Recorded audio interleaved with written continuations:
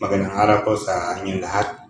Sa maikling video ko na ito, ipapakita ko lang kung paano ko na troubleshoot at na-repair itong motor ng misis ko na Honda Super Cub FI.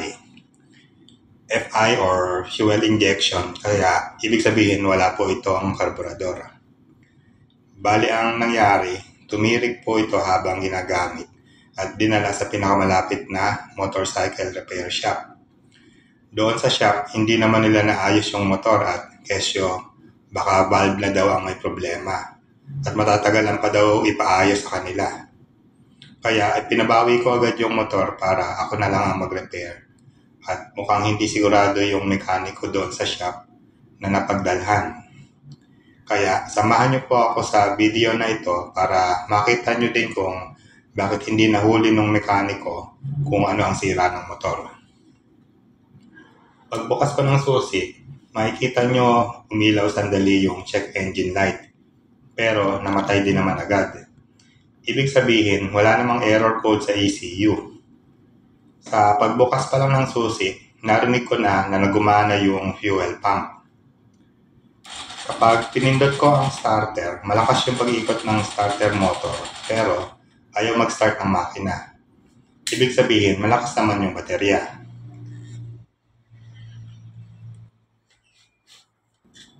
Kung paulit-ulit kong gagamitin yung electric starter, siguradong madidiskarga ang baterya. Kaya eto, kinapitan ko pa ng isang spare battery ko.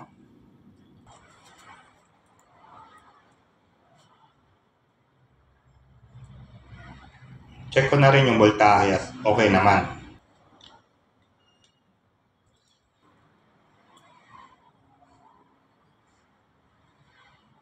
Magkakarga pa ng konti ang baterya.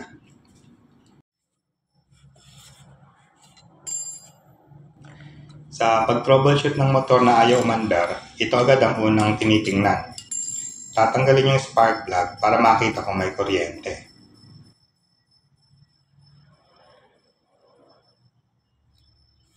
Bago nga pala yung spark plug na nakakabit kasi pinalitan doon sa shop.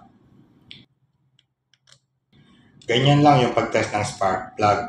Nakakabit yung spark plug cap at nakadikit sa head yung spark plug.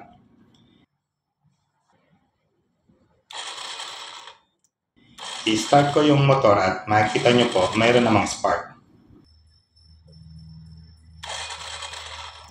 Tingnan nyo po mabuti yung spark.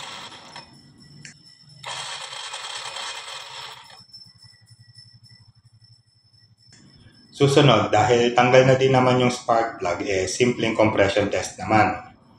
Bale, tinakpan ko lang ang daliri yung butas ng spark plug at in-start ko yung motor habang naka-todo bukas yung silinyador. Diniinan ko ng mabuti yung pagkakatakip sa butas.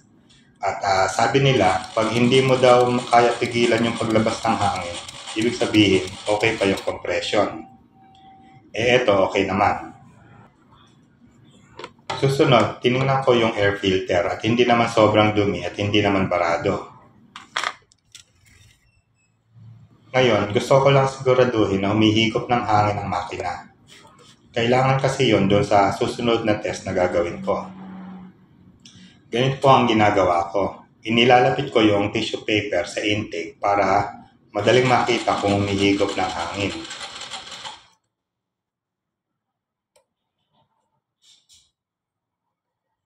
Makikita nyo na umiikot naman ang hangin at puro papasok lang ang galaw ng tissue, hindi palabas.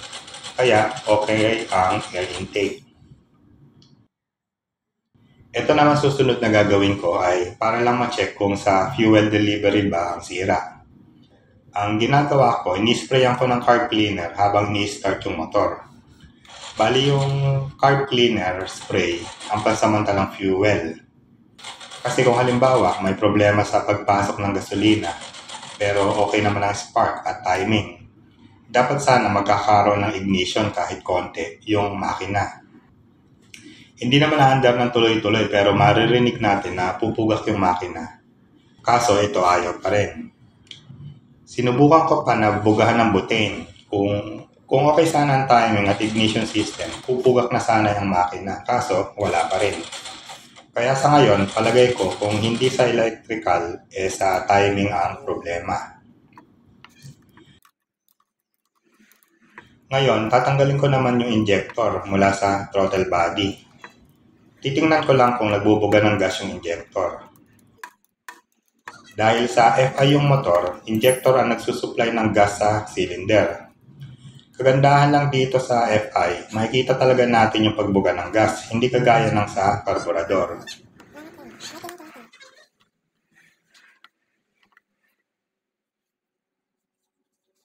Yan po yung injector at tingnan natin kung may spray ng gas kapag in-start yung makina.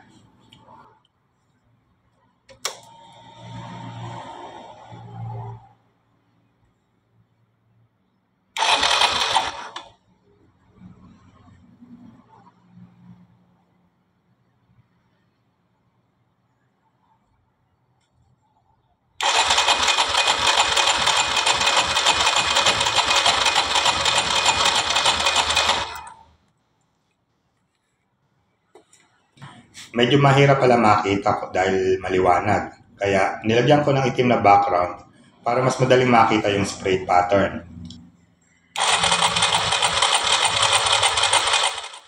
At ayan, okay naman.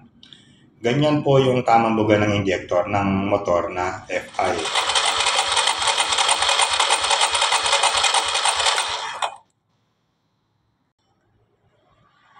Ngayon, na-check ko na yung spark, meron naman.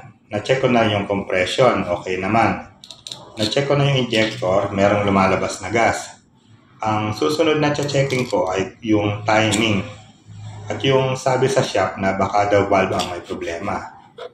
Kaya eto, tinanggal ko yung valve cover sa intake at exhaust. Bale, inalog-alog ko yung rocker arm para siguraduhin na hindi nakatukod yung valve sa top dead center.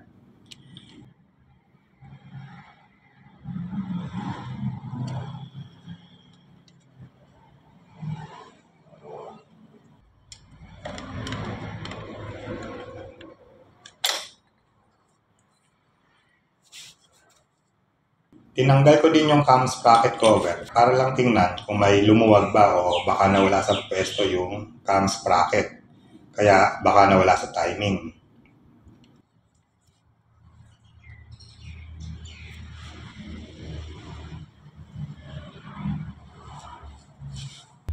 Tinanggal ko din yung takip sa crankcase para silipin yung timing mark. Yung mga motor, meron po yung mga timing mark sa flywheel. Pangkaraniwan sa top dead center. Itong mga timing marks ang pwede natin pagmasdan para masigurado natin kung tama yung kilos ng mga valves.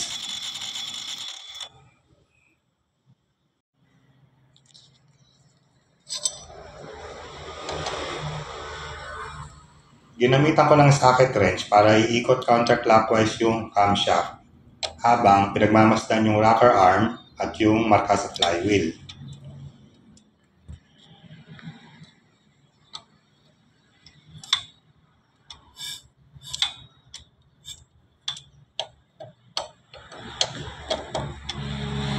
Sa tingin ko, tama naman ang timing ng makina at wala naman ako nakita na hindi pangkaraniwan sa valves at sa timing chain.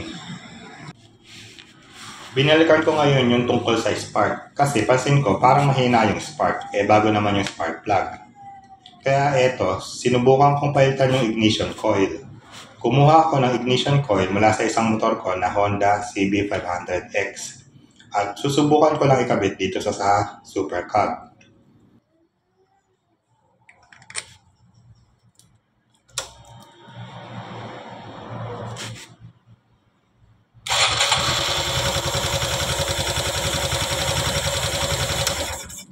At yun, andar agad.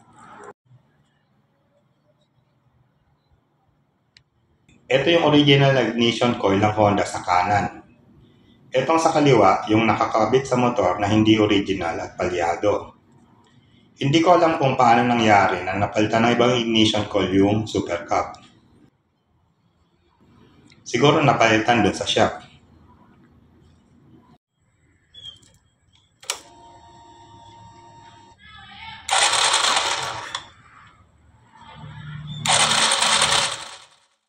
Pakita ko lang yung pagkakaiba sa spark ng palyadong ignition coil.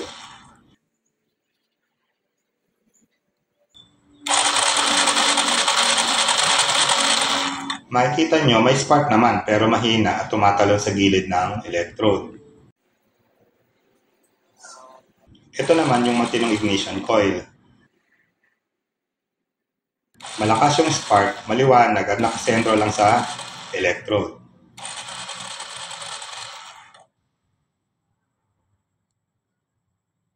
Maselan pala sa spark itong FI na motor. Kaya ayun mga idol, ignition coil lang pala. Ang moral lesson, hindi basta may spark ay okay na. Dapat malakas at maganda ang kalidad ng spark. Ngayon, alam ko na kung bakit hindi na-troubleshoot ang mekaniko sa repair shop. Kasi may spark nga naman at baka daw valve na ang problema. Simpleng ignition coil lang pala. Malamang mapalaki pa ang gastos ko kung sa kanila ko ipapaayos itong motor. Kaya buti na lang ako na lang ang nag-DIY.